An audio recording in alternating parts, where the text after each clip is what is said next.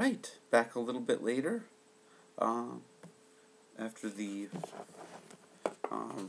red Frutescens, which I still don't know the name of, but up next I have another one from Zander on the hot pepper, the same guy that sent me the one that I just tried. Check this cool looking one out. First I thought this was a Peruvian white habanero, but if you can see, I don't know if you can see this. It has more of a peach color to it than the white habaneros. Those tend to have a pale yellow, whitish color to them. But these are a Frutescens variety as well. The designation on the chili pepper database is CGN22184 on the chiliman.org. So, without further ado, I'm going to pop the crown off of this bad boy. I'm definitely saving seeds from these. I'm not sure if I'll grow them next year. I'm going to sift through my seeds again, like I said, and see what we got. Okay.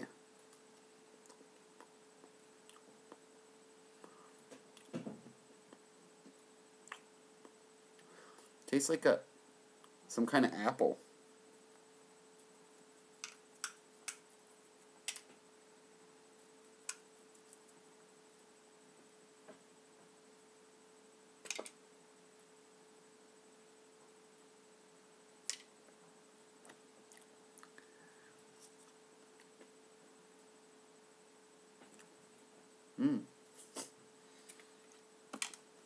Almost like a tutti frutti jelly bean, ironically enough. A little.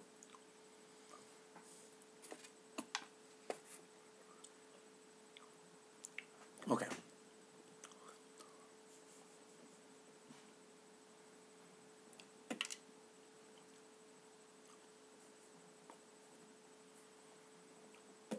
Very fruity and sweet, not really bitter.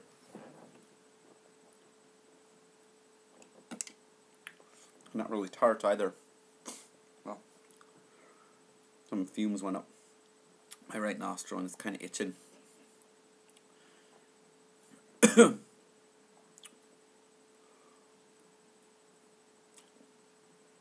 Burn. Back of my tongue coming forward a little bit to the front.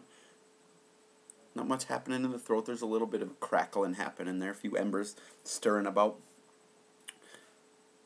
My bottom lip was still burning a little bit from that last one a few minutes ago. And it's kicked up a little bit more. Upper lip, not really anything going on. Corners of my lips, yeah.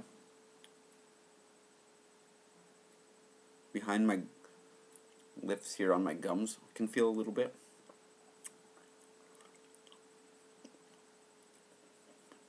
Lingering faint flavor. Those are pretty good. I like that. That's another one that tastes like it's fairly closely related to chinense, like a little bit more of a boundary. Leaning more towards that species than towards other ones as far as closeness of relation.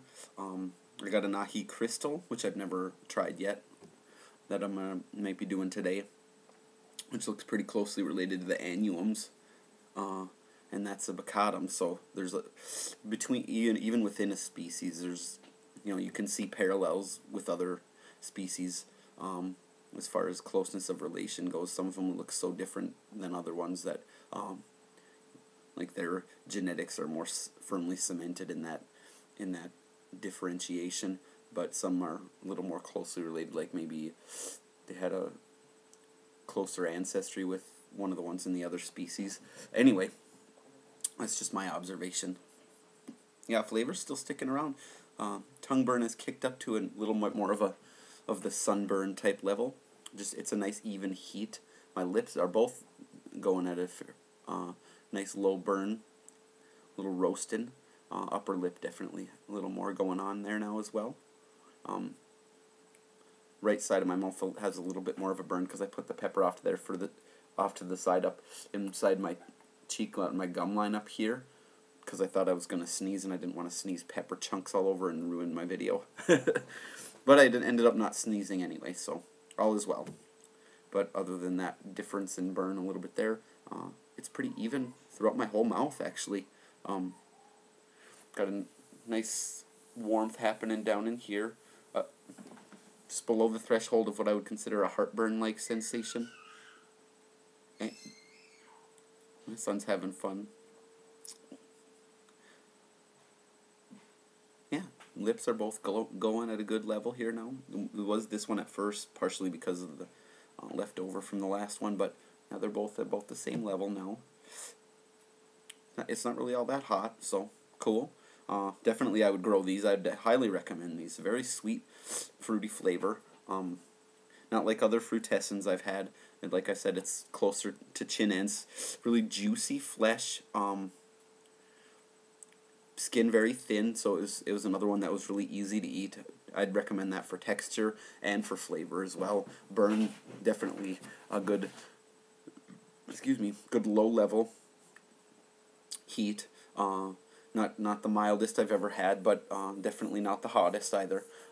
If you ate enough of these, you'd definitely notice it. It's, I would say, jalapeno type level, or a little bit hotter. Yeah, probably a little bit hotter. But it's not absurdly hot.